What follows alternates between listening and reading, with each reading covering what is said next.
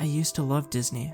When I was a little girl, I had every lunchbox, water bottle, backpack, and notebook with Mickey's face on it that I could get my 6-year-old hands on. I would doodle the clubhouse characters during class, and I would ask to go to Disney World every year for my birthday. My family wasn't the wealthiest, so the answer was usually no. My dad would work overtime, and my mom worked 2 jobs, so I would spend a lot of time at home alone. I would sit on the couch and watch reruns of my favorite shows and movies until I passed out, and I would always wake up tucked into my bed. It was to my surprise that after asking to go again for my 7th birthday, they finally said yes. My dad had gotten a big promotion, and they combined the bonus that he received with money that they'd been saving up just for this occasion. My parents have helped me so much in my life, but there aren't many other times that I can remember feeling as much love for them as I did when I opened my birthday card and saw a Disney World brochure. I couldn't wait to go. Unfortunately, I had to wait another 2 weeks for the upcoming long weekend. I couldn't focus in school that entire time. I was too busy thinking about all the rides and characters that I'd get to see. I woke up early Friday morning with enough energy to fly through the ceiling. My parents had been up packing, so the car was already ready by the time I finished my breakfast. We hopped in and set off for Disney. The park was around 4 hours from our house in Tallahassee, so we left early to have time to explore the park for the day. It was around 4 a.m. and the streets were pitch black. The drive was mostly uneventful, and I used my portable CD player to watch old Disney movies that my mom kept lying around. I was halfway through Cinderella when we stopped for gas. The rest stop was pretty dingy. There were some gas pumps for cars and diesel for the trucks, as well as a gift shop for snacks and drinks. The gift shop was quite big, filled with rows of junk food and medicine. I went in with my mom, while my dad stayed with the car. While we were shopping, I saw a Mickey-shaped cup and ran to grab it, and when I turned around, my mom was gone. I started to panic. I ran through the aisles, calling for her. After a few frantic turns, I ran into something hard and fell on my back. When I looked up, a large man with a gray beard and rough skin was staring down at me. "Hey there, Missy, he lost?" he asked me. I was frozen in fright at the size of the man. He towered over the aisle, his width taking up the entire space in front of me.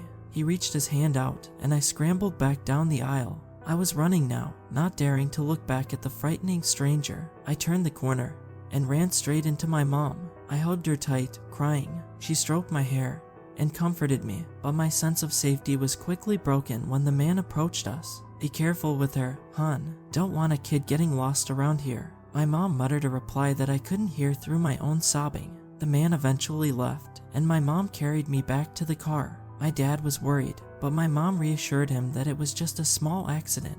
The next hour was quiet, and I quickly forgot my fear from the gas station.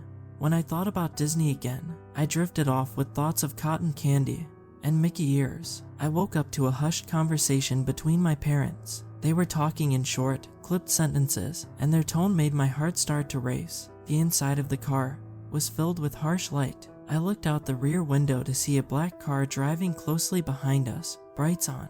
My parents were raising their tones now, and I looked past them to see a large trailer in front of our car. The semi-truck had its rear lights on, and it looked like it was slowing down to meet us. We were driving down a 2-lane highway in the middle of a swampy area, and the road dropped into thick mud on both sides. My mom was telling my dad to get over and pass the truck, but another car quickly sped up from behind the black car and pulled up to our left side, blocking us in. The windows were tinted black, and I couldn't get a good look at who was in it. I did see silhouettes, though. The car was full. "Daddy, who are these people?" I asked innocently. My dad turned around to face me, and there was a look of sheer panic on his face. He quickly hushed me and turned back around. In front of us, the trailer doors unlatched. They swung open, revealing a single man standing inside the empty trailer. He was wearing jeans and a work jacket, and his face was covered in a black scarf.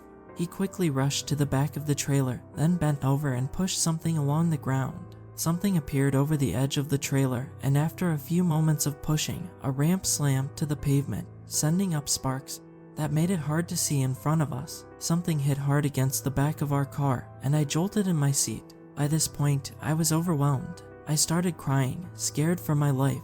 Who are these people? What did they want with us? I turned back to see the black car behind us pushing our car forward. The car to our left turned closer to us, pinning us against the 15 feet drop into the mud below. My dad slammed on the brakes, pushing me forward. The car screeched in defiance of the pushing, but our car was old, and I could feel us moving forward. My mom was crying too, pleading with my dad to turn into the mud. "We'll be stuck, Maggie," he howled, nothing to stop them from grabbing us. I could hear the frustration in my dad's voice. He was gritting his teeth, still keeping pressure on the brake. Sunlight was just starting to come out, and I could see to our right that the mud was steadily turning into grass. "Daddy, look," I said, pointing out the window. An exit sign flew past our view. Our front fender scraped against the ramp, wheels not yet making contact. In an instant, a turn of road opened on our right, and my dad veered off of the ramp, barely making the exit. We sped off of the highway. The group was still going, and I could see their cars more clearly from farther away. I could see the man in the trailer sticking his head out, looking at us. There were gray specks of hair poking through his scarf. We spent the rest of the day in the hotel, with my parents talking to police about our encounter. I was shaken up by the event, but I was mostly sad to miss Disney for the day. We ended up going the next day, though, and I remember that weekend fondly. I'm 16 now, and not many birthdays have topped that one. I don't know who those people were, or what they wanted with us. I'm just getting my driver's license, and despite everything I've learned from driver's ed, there's one thing that they didn't teach us. Never drive behind a semi.